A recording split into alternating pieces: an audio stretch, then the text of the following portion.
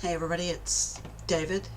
This will be the second video for introducing the structural designs of the Time Speaker universe that I've put in with the express purpose of inclusion and as a place to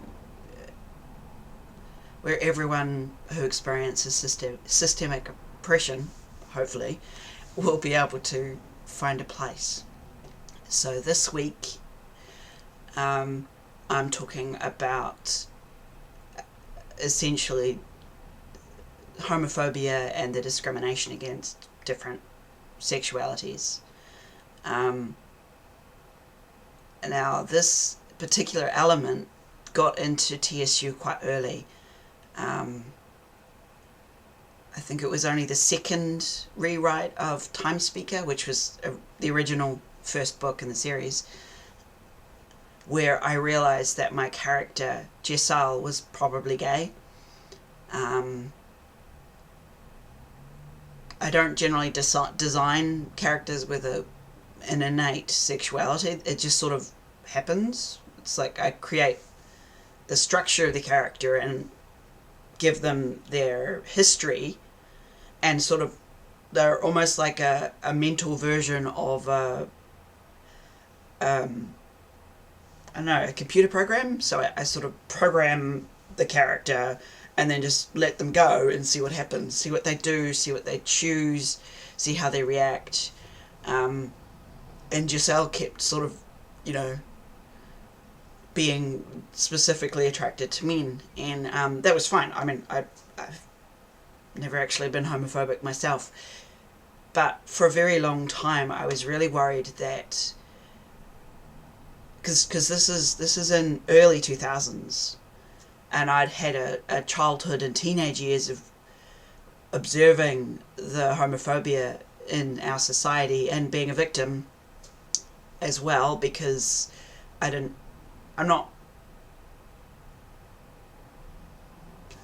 have a word for how I identify my sexuality. I identify it as not straight, which I guess in modern terms would be the word queer, although I'm still a bit twitchy about that word because it was used against me when I was a teenager in bullying, and it was a slur. And while I understand the use of taking a slur and turning it around so that it's a positive label, I've done it with the word witch, I've done it with all sorts of words in my life, but queer is still, haven't quite got my head around it yet. I hope to eventually, because it's a perfectly useful word. But back on track. In the early 2000s, having gay characters was sort of revolutionary, and I worried for years about how to write his journey while staying true to him and not participating in any homophobia, but trying to avoid, my house being burned down by homophobes. Sounds a bit extreme, but some of the violence was quite terrible. And then in the 2010s, early 2010s, when I was writing Rise of Hawk, I bumped into Torchwood, mostly because of New Who and a long story. I didn't know that Torchwood was part of the Doctor Who universe until the end of season 1. And near the end of season 1, there's an episode called Captain Jack Harkness. And I won't give any spoilers because it's not my universe to spoil, but for anyone that hasn't seen it. But in this episode, there was a passionate, genuinely erotic, I guess, kiss between two men. Previously on TV, I'd only seen kisses between men, like, a little peck on the cheek. It was people pretending to be gay. But the two actors in this particular episode, they were just so perfectly loving and beautiful and kind, and I'd never seen an accurate gay kiss on screen ever on TV.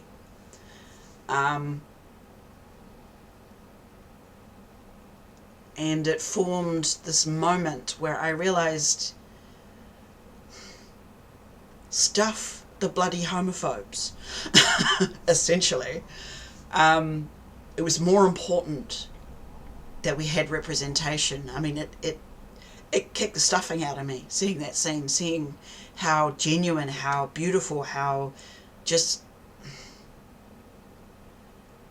not fake it was, how just seeing two men kissing genuinely on screen affected me, how it countered the internal crud that I had about my own sexuality. I realised that, sounds kind of revolutionary, I guess, in the violent context rather than the nice and transforming, that I realised that my purpose was TSU and the fans of TSU. That's what I'm writing. I'm writing for the specific target audience. And if I pulled the punches on the identities of the various aspects of identities with my characters to be safe, potentially safe, then I was not only betraying my characters, I was betraying my future readers and me. So there's this sort of, rah, I'm gonna bloody well do it, screw the homophobes. And from then on, I let my characters be who they are, and I wrote as they are. So Giselle is sort of the reason why the issue that I specifically made the decision around whether or not to show different sexualities in TSU. I mean, I knew for years certain characters, weren't straight, if you will. But it was Giselle and Torchwood that I realised that I needed to stand up for it, even if people got violent or horrible or disgusting, because it's important. It's important for us to have representation, even if that's cost is me being yelled at all the time. So the question I'm unifying all of these videos with is, so what would a world look like without homophobia, and how would I design it? I've been quite clear in my head about sexuality, at least, for nearly 20 years. What would a world that didn't have homophobia or any other sexuality-based discrimination would look like? The same as how our world treats heterosexual relationships. It's normal. Two people get together, sweet.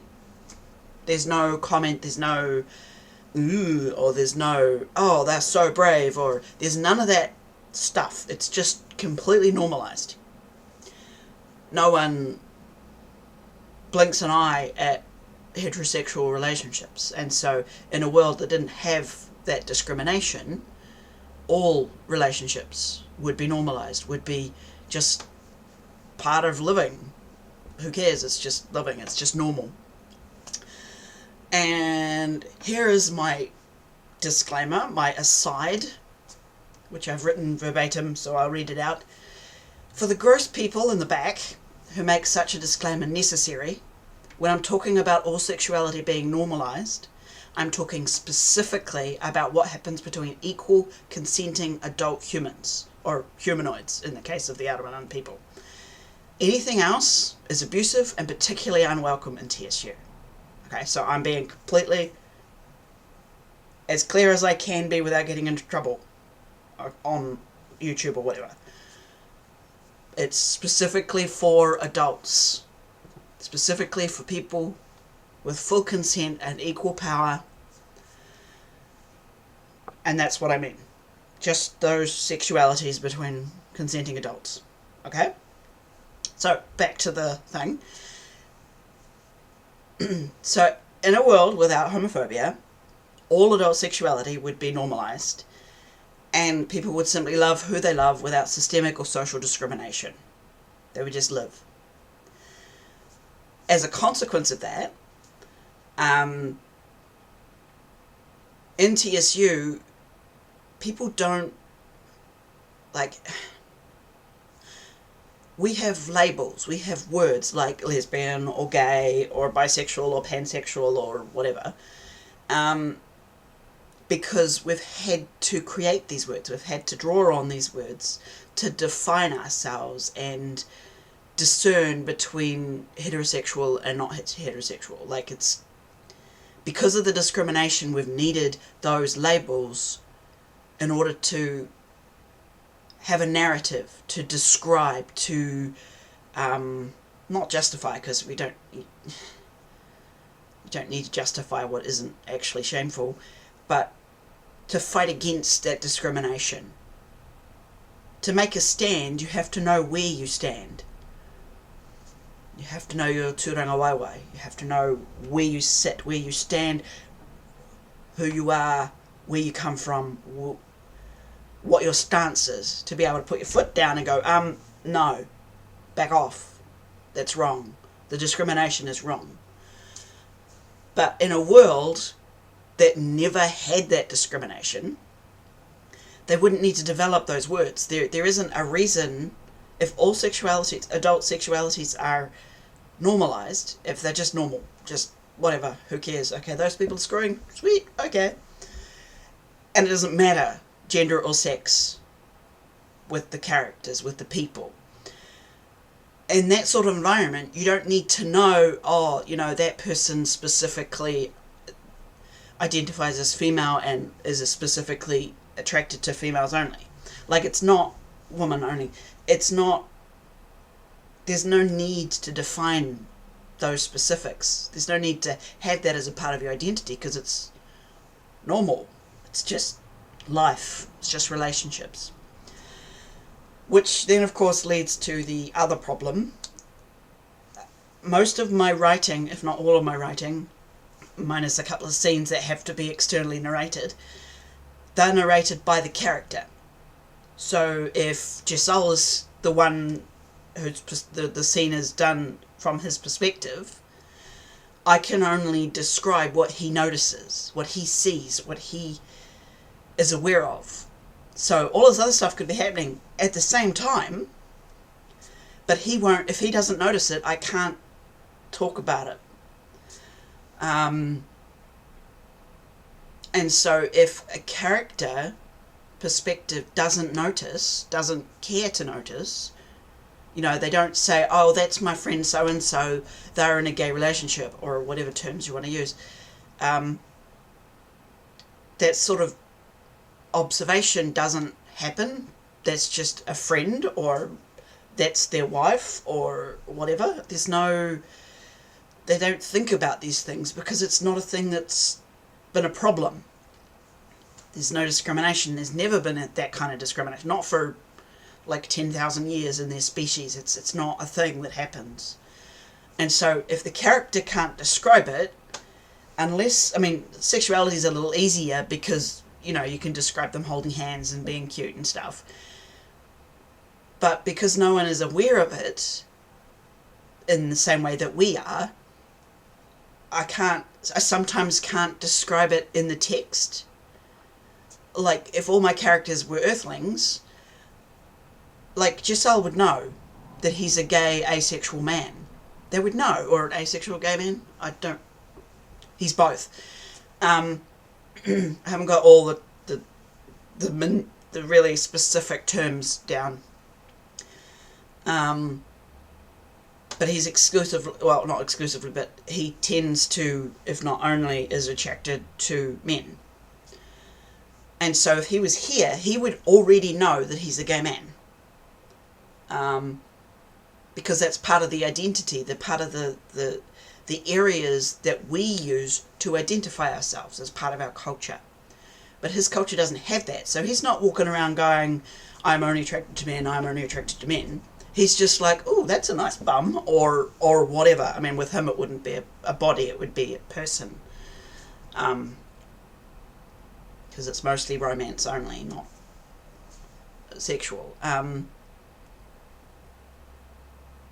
So it's sometimes hard to establish, obviously, in the text, who would be what sexuality if they lived in our world, and therefore that it is actually represented in TSU. It's one of the reasons why I did this series of videos, is because it's in a world without that particular discrimination, there's sort of no way of discerning that that's what I'm representing in the story. In addition to sort of more commonly perceived sexualities, or words for sexuality, the idea that sexuality isn't monitored, isn't discriminated, there isn't one sexuality that's right and everything else is wrong, like in our society, or we're trying to get free of that in our society nowadays. Adult healthy sexuality also includes asexuality and, for many people, polyamory, which I know is still quite a taboo subject. The thing is, if everyone's consenting adults, if everyone's happy and enjoying themselves, and there isn't a worry for kids, because, as I said in the previous video, it's a choice to be fertile or not. It's not, for us, it just sort of happens. Sometimes when you have sex, you get pregnant. Whereas in TSU, sometimes it can be an accident, especially if you're a hermaphrodite. But for the most part, when there's at least two people involved, it's a choice to breed. So sex and breeding are a lot more separate than it is for us culturally. So people can just enjoy themselves. They can just interact and have fun. And so there's no taboo. Not no taboo, but I think the taboo is what doesn't hurt people.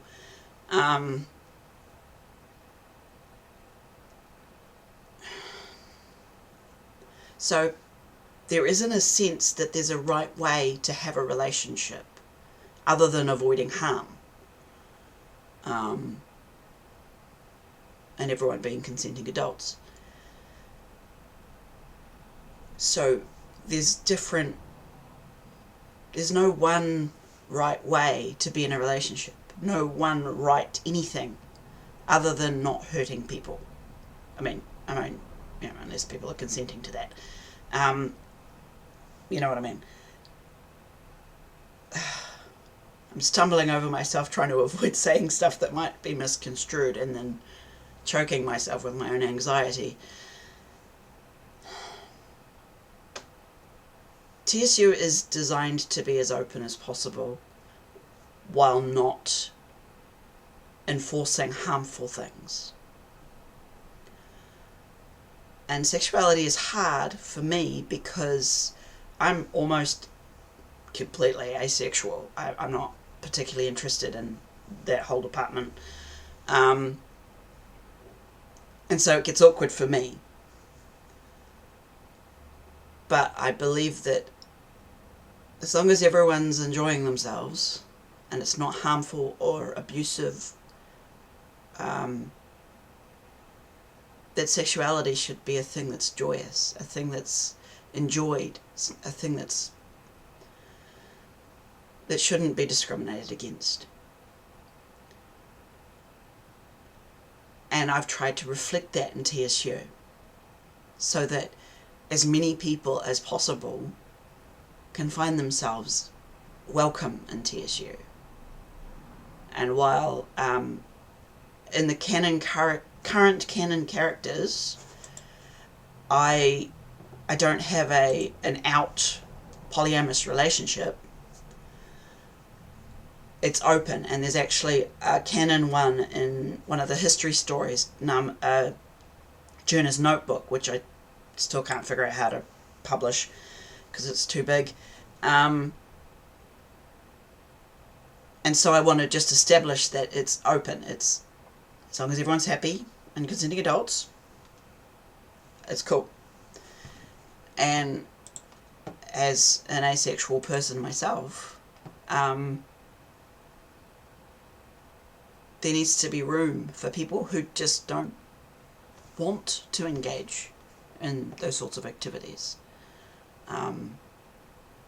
Because relationships are actually quite dynamic. They're not as simple as, the labels that we give them. Nothing about human nature is simple.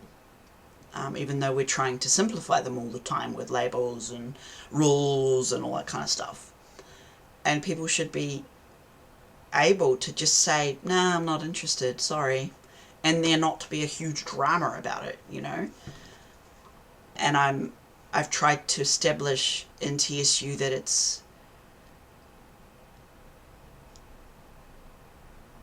that's what the world is like in TSU. So, like, for example, in the agency, there's a bit of there's a lot of pressure to breed, especially in the high-ranking areas of the agency. And, they are a fascist organisation, so authoritarian, I believe is the precise term.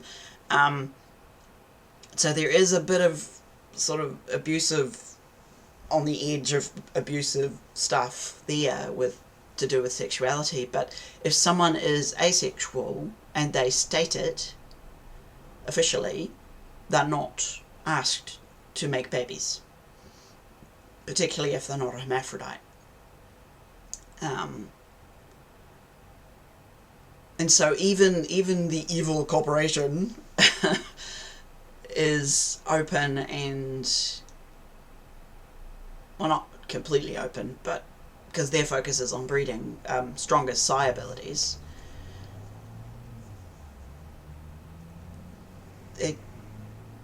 Even the evil people have some semblance of understanding that sexuality is just sexuality. So it's open as long as everyone's, safe and not being abused. It's allowed, it's open, and no one's judging, no one's discriminatory. There's no systemic bigotry. I'm still building, because there's a lot these sorts of issues are really complicated, and I've got to learn more, but it's been quite a fun exercise, because I've had to learn to recognize the internal biases that I have and then sort of try and intellectually counter them to see if there's a neutral way of doing it. But as an example, so I can be completely explicit before I get any further in the series, and I'll try to avoid spoilers, but Asha Khan, who is the first character you meet in Rise of Hawk, her first love is a husband, Tesh, and her future partner is a woman. So I guess technically she's bisexual, or pan, or however you define that. Talon, he marries a hermaphrodite woman. So depending on how you define sexuality, there's variations in there. And Alana has 2 canon romances, and both of them are with men. So she's straight, like dead straight. Nama, his first partner is a woman, and his next partner is a hermaphrodite man. Joela's first relationship is a dude, and her next relationship is with a woman. Jessal, canon-wise, there's only sort of 2 relatively obvious dudes, but there's actually a third dude who can be an Easter egg people can argue about later. So, but he's also essentially asexual, although obviously in at least one of his relationships he was participated in that sort of contact, because sometimes, you know, you have a relationship that you don't necessarily do all for you, if you know what I mean. His future sort of life partner is a dude, although technically what's the word? His future partner is actually not Armanan, so he's another alien. And Hawk, his first love was Sarah, his wife. His next partner, his next official partner is a wife who we would call assigned male at birth. In between the 2 wives, he actually has a male lover, but it's not established blatantly. And so there's lots of variations there.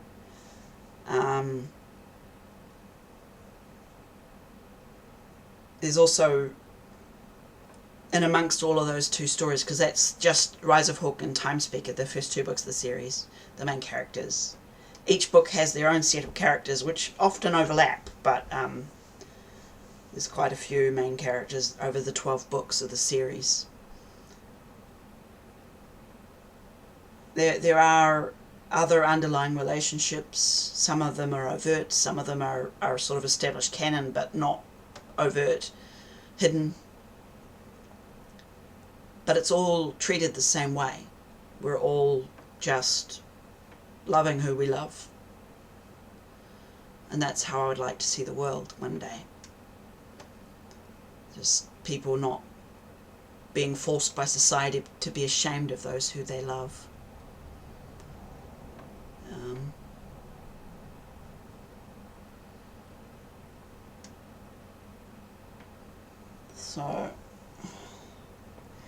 So yeah, the summary is that I can't always be explicit about the sexuality of characters, but I do try to be open when there's a relationship and it's sort of overt to all the other characters, that it's shown, it's not hidden, like I had originally tried to do with Jessal and his partner Olnan.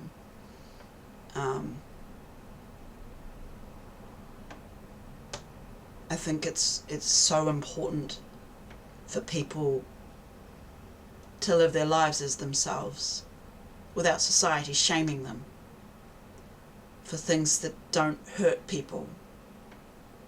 Like,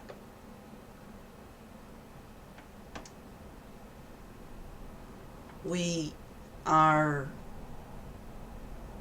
all living as ourselves as best we can, and if we lived in a society that did not discriminate so prolifically, if we didn't have this sense of norm and punishing those that deviate from this artificial norm, we could all live in peace, or at least peace with ourselves, without unnecessary suffering. There's so much suffering in the world because of homophobia and other forms of discrimination, and it's unnecessary. And I can't change the world, but I can create a world in fiction that is at least as close to that as I can imagine. So, this one was significantly much smaller, shorter in time than the previous one. So hopefully the next one will be about 30 minutes as well. Hopefully I'll see you next week.